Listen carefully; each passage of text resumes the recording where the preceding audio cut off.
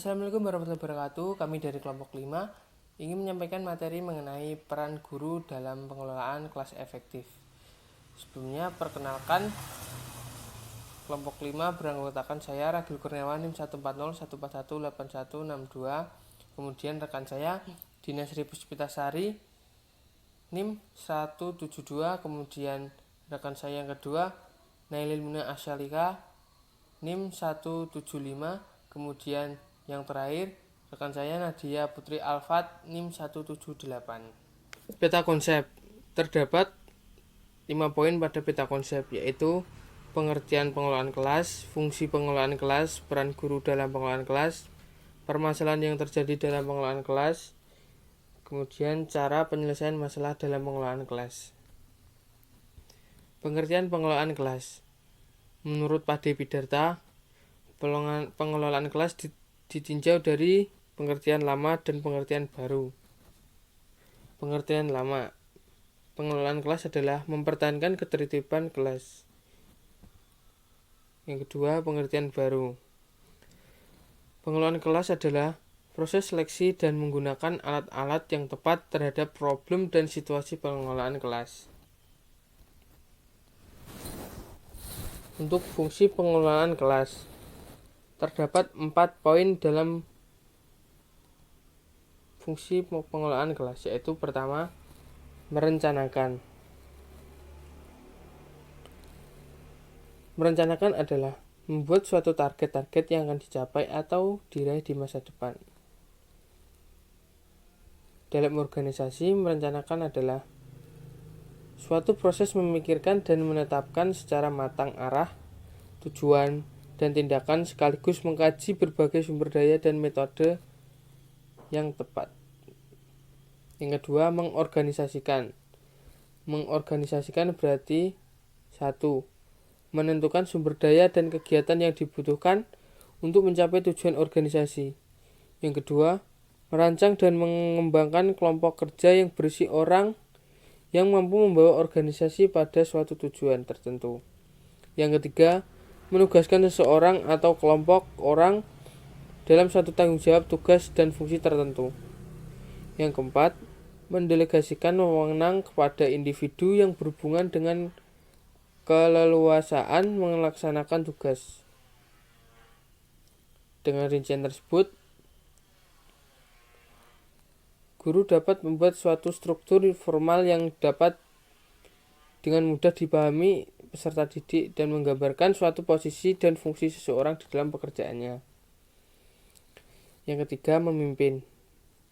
Seseorang pemimpin dalam melaksanakan amanatnya, apabila ingin dipercaya dan diikuti, maka harus memiliki sifat kepemimpinan yang senantiasa dapat menjadi pengarah yang didengar ide dan pemikirannya oleh para anggota organisasi. Hal ini tidak semata-mata mereka cerdas membuat keputusan, tetapi dibarengi dengan memiliki kepribadian yang dapat dijadikan suri tauladan. Yang keempat, mengendalikan. Pengendalian adalah proses untuk memastikan bahwa aktivitas sebenarnya sesuai dengan aktivitas yang direncanakan. Proses pengendalian dapat melibatkan beberapa elemen, yaitu 1. Menetapkan standar kerja. Kemudian yang kedua, mengukur kinerja. Yang ketiga, membandingkan unjuk kerja dengan standar yang telah ditetapkan. Yang keempat, mengambil tindakan korektif saat terdeteksi penyimpangan. Kemudian materi selanjutnya akan disampaikan oleh rekan saya, yaitu Dina Sri Puspitasari. Waktu dan tempat dipersilakan. Selanjutnya yaitu peran guru dalam pengelolaan kelas. Yang pertama, guru hendaknya mampu mengelola kelas. Dalam hal ini yaitu guru mampu mengelola peserta didik, mampu mengelola tempat belajar atau kelas, dan juga mampu mengelola proses pembelajaran dari awal sampai akhir. Untuk peran guru yang kedua yaitu guru bertanggung jawab memelihara lingkungan fisik kelasnya dan mengarahkan atau membimbing proses-proses intelektual dan sosial di dalam kelasnya. Dalam hal ini yaitu guru berperan untuk menjaga lingkungan fisik meliputi kebersihan kelas, kemudian kebersihan luar kelas, kemudian tata ruangan kelas, desain kelas seperti apa, dan juga tata letak tempat duduk siswa. Kemudian untuk membimbing proses intelektual dan sosial itu sendiri dilakukan guru dengan menerapkan proses pembelajaran yang efektif dan efisien menggunakan model-model yang sudah ditentukan, dan juga melaksanakan kegiatan interaksi antara guru dengan siswa ataupun siswa dengan cara berdiskusi atau bertanya jawab. Untuk peran guru yang ketiga yaitu membimbing pengalaman siswa sehari-hari ke arah self-directed behavior. Di sini artinya guru berperan untuk membimbing siswa ke arah yang lebih baik, ke arah perilaku yang lebih baik, ke arah kegiatan yang lebih baik dalam kegiatan sehari-hari. Kemudian yang keempat yaitu menyediakan kesempatan bagi siswa untuk sedikit demi sedikit mengurangi ketergantungan dengan guru sehingga siswa mampu membimbing kegiatannya sendiri. Dalam hal ini, guru berperan untuk mengawasi dan mengontrol serta membimbing siswa untuk melakukan kegiatan bereksplorasi dan berinovasi terhadap suatu ide. Tentunya pengendalian emosi siswa dan juga pengendalian perilaku siswa tidak lepas dari pengawasan dan bimbingan guru. Untuk yang kelima, yaitu guru sebaiknya mampu mempergunakan pengetahuan tentang teori belajar mengajar dan teori perkembangan sehingga dapat tercipta situasi belajar mengajar mudah dilaksanakan dan sekaligus memudahkan pencapaian. Dalam hal ini yaitu guru berperan untuk menerapkan teori belajar mengajar dan juga menerapkan teori perkembangan sesuai dengan pemahamannya. Jadi, untuk mencapai tujuan pembelajaran yang efektif dan efisien itu, guru harus menerapkan teori belajar mengajar dan juga teori perkembangan, apa yang harus dilakukan dan apa yang tidak boleh dilakukan oleh guru dalam proses belajar mengajar. Assalamualaikum warahmatullahi wabarakatuh. Nama saya Nelmuna Syalihah, NIM 14014181775. Selanjutnya saya akan menjelaskan poin keempat, yaitu permasalahan yang terjadi dalam pengelolaan kelas. Rudolf Dreikurs dan Castle yang dikutip dari M. Entang dan T. Rakajoni mengelompokkan menjadi 4, yaitu yang pertama, tingkah laku yang ingin mendapatkan perhatian orang lain. Lalu yang kedua, tingkah laku yang ingin menunjukkan kekuatan. Yang ketiga, tingkah laku yang bertujuan menyakiti orang lain. Dan yang keempat, peragaan ketidakmampuan. Sedangkan masalah kelompok menurut Louis V. Johnson dan Mary A. Penny mengemukakan 7 kategori masalah kelompok dalam pengelolaan kelas, yaitu yang pertama, kurangnya kekompakan. Yang kedua, kesulitan mengikuti peraturan kelompok. Yang ketiga, reaksi negatif terhadap sesama anggota kelompok. Yang keempat, penerimaan kelompok atas tingkah laku yang menyimpang. Yang kelima, kegiatan anggota atau kelompok yang menyimpang dari ketentuan yang telah ditetapkan. Lalu yang keenam, kelompok melakukan protes dan tidak mau melakukan kegiatan. Lalu yang terakhir, yaitu ketidakmampuan menyesuaikan diri terhadap perubahan lingkungan. Selanjutnya akan disampaikan oleh teman saya, yaitu Nadia.